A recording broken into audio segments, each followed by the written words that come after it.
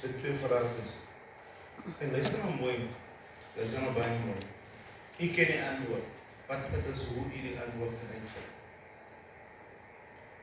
What is the purpose of making a disciple?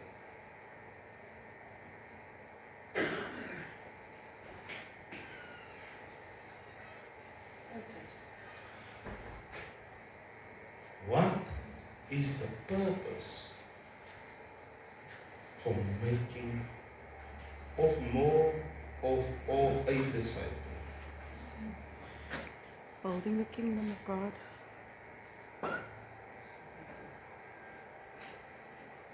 A disciple moet een purpose hê. Om die koninkryk te bou. Koninkryk te bou. Dit nou nog nie praat oor wat dit is. Dus daai sister praat nou dit kan ook nie dis hoe dit agter sang. Ons stuur iets om 'n idee. Kom aan familie, praat saam met my. Ek is die ou op die straat. Jy moet nou vir my sê, ek kom na jou, ek vra vir jou. So, jy moet nou met hom conversation kan hê. Pero, what is the purpose of making a disciple?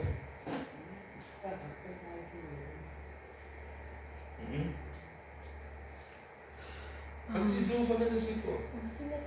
Om siele te maak. Daai is die woord.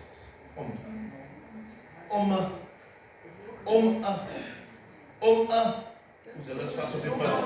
Om 'n nog 'n disipel te maak. Because jy kan net maak wie jy is. Nou verstaan jy hoekom jy nou nog vir 20 jaar by die Here is? Nog nie. Because wie jou gemaak het die jou geleer. Om 'n disipel te maak. Net met jou te doen nie. En nou gaan hy ding net aan. En ek kan nie vir Piet leer in die pad. Dis ek myself. Geleer het. Of hoe? Ja. Familie los die stewigheid is ons gaan nou hier, ek weet nie, miskien ryk hier nou. As mense moet fyn ons, sister, die mense het goeie mense. What is the purpose of being a disciple? Eerste een was the purpose of making. Maar nou is dit. Wat is die rede hoekom ek 'n disipel is?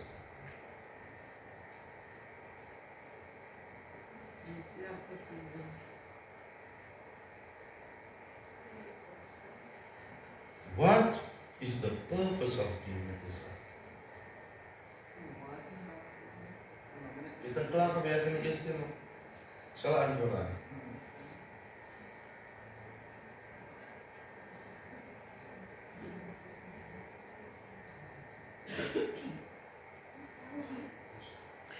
The purpose of being a disciple. To become a follower. What is the purpose of being a disciple? To become a follower of Jesus Christ. Wat? There's no past following stage. Okay. There's no disciple now. What is the purpose? To become a son. Okay? Can the son go? So? Hy ken klaar God, hy's 'n disciple nou. To preach the gospel To of preach the Jesus. gospel. So? Nog? Kom hulle. Voor je in die fivefold ministry ingaan, alles begin by discipelskap. Is that the purpose? Luister, purpose.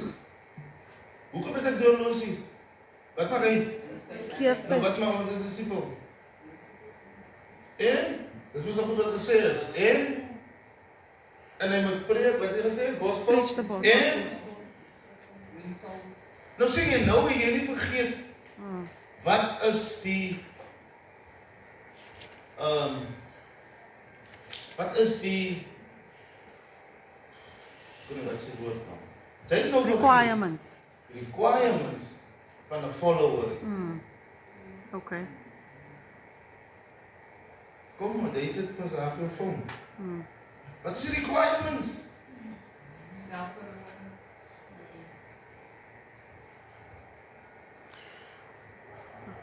The purpose of a disciple is om presies wat hy geleer is, to teach. Kom aan, dit sê dat as hy sê preach, gee ek nou klaar weg. Teach. And lead. Hier. Dis 'n disciple nou. Disciples daily lifestyle. Daily lifestyle. Is mos nou soos 'n polisieman, hy moet nou 'n polisieman wees. Okay, so wat is die purpose van die polisie? Hy moet kyk vir wet en orde, hy moet kyk bla bla bla, hy moet kyk vir his purpose, hy moet kyk vir dit, hy moet kyk vir dit, kyk vir dit. So, wat is die purpose van nou dat jy 'n disipel is? Jy moet nou die mandaat uitlewe. Mandate uitleef. Gaan dan heen, Maak disciples van wat alle. disciples, Doop hulle in die naam Doop van die hulle. Vader, die Seun en die Heilige Alsnog. Gees. En ja, leer hulle, ja. Om die commandments te uphold. doen jy dit? No, I'm not doing that at the moment. Discipleship requires submission Okay. to spiritual leaders, spiritual parents who guide your growth. Jy kan nie net groei. Daai wat mense vir jou sê ek is by die huis, ek het maar die Heilige Gees, hy leer my ek groei aan. Jy onthou die Bybel vergelyk ons soos 'n wingerd. Ja. Ja, jy groei miskien na by die huis. Dis Maar hoe wat groei is, jy?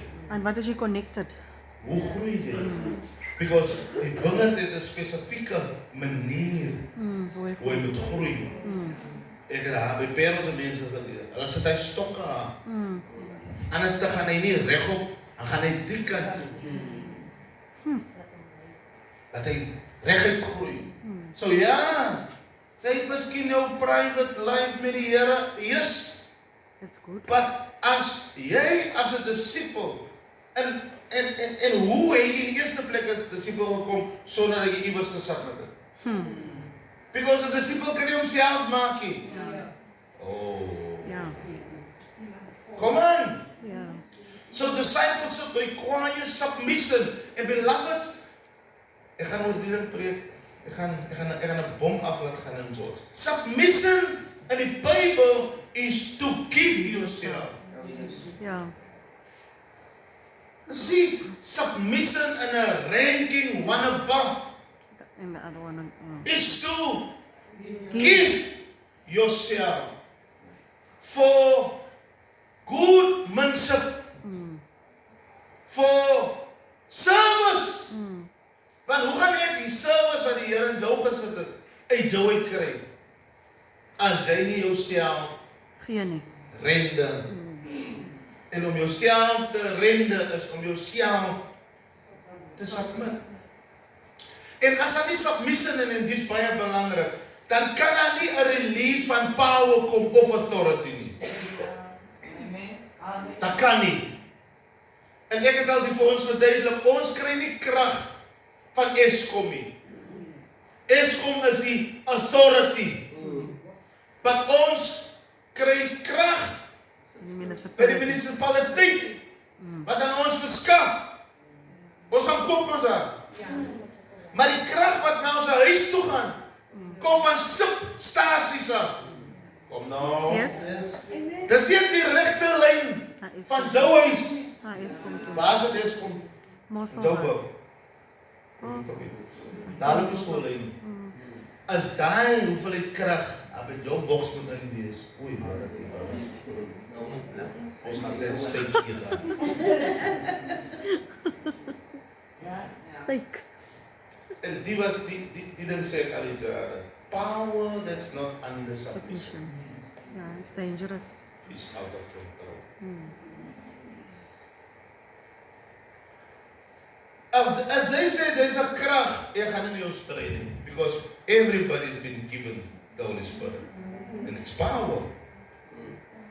But if that power is not under submission, you're dangerous. Because krag moet gelei word. Kan jy sien hoe die drade hier? Sien nie? So ons vat die krag af van hy sterkte af. En ons lei hom nou tot die bo. Dat die TV ook kan aangaan. Maar die krag kom aan, hy kom aan, so kon net en ons lei hom. Daarom bid jy na vir die Heilige Gees. Lei my.